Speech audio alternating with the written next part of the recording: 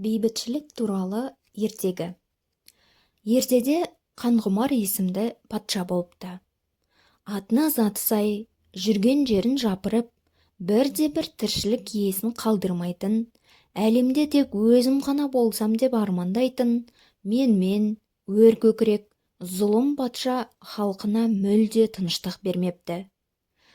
Жауыз патшаның зұлымдық істері халқының берекесін кетіріп, тоз-тоз етіп бытыратып жіберіпті. Ал әлемде жалғыз өзім ғана үстемдік етуім керек деген ой басын билеп алған өзімшіл патша халқының күйзелуіне қарамастан жанталаса қаруланып жатқанда.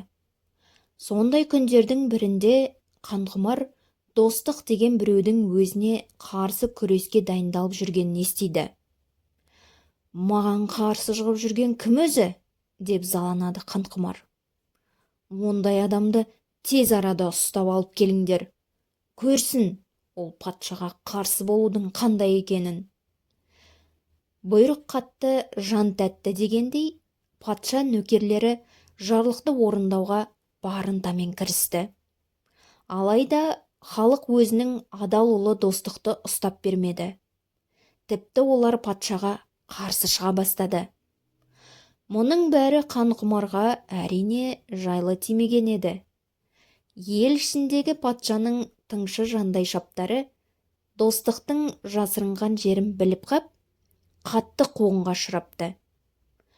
Ауыр күйзеліске тап болған достықтың құлағына бейбітшілік патша туралы дақпырт, оның жарлы жалқыбайларға деген қамқорлығы жайлы хабар жетті.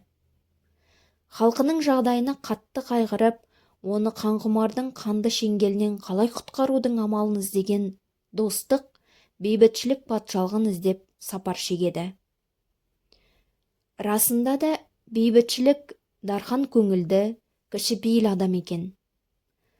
Достықты жылы шыраймен қабылдап, басынан кешкендерін естіген соң өзіне уәзір етіп қызметке алады. Мұны естіген Қанғұмар қатты заланып, дереу бейбітшілік патшалығына қарсы соғыс жариялайды. «Жеңсем бейбітшіліктің кең байтақ жеріне түгелімен өзім ел кетермін» деген пасы қой бар еді.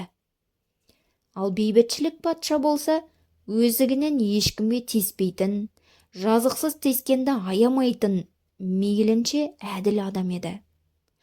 Осы жолы да ол баса көктеген даңғой Қанғұмарға достықпен ақылдаса отырып, табан тіресе күрес жүргізеді.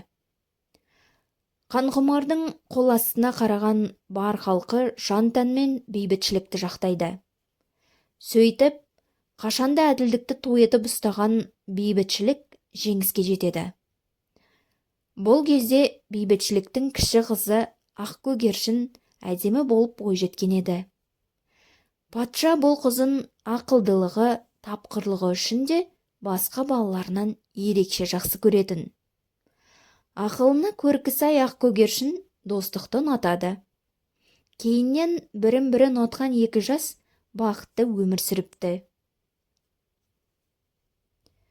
Сөйтіп, достық уәзір мен бейбітшілік патша да көптен ойлаған армандарына жетіпті дейді. Содан бері көзін алартып жаулап алуға басқаларда қаймығады екен. Ал азда болса жеңіске үлес қосқан Ақкөгершін кейіннен бейбітшіліктің құсына айналса керек.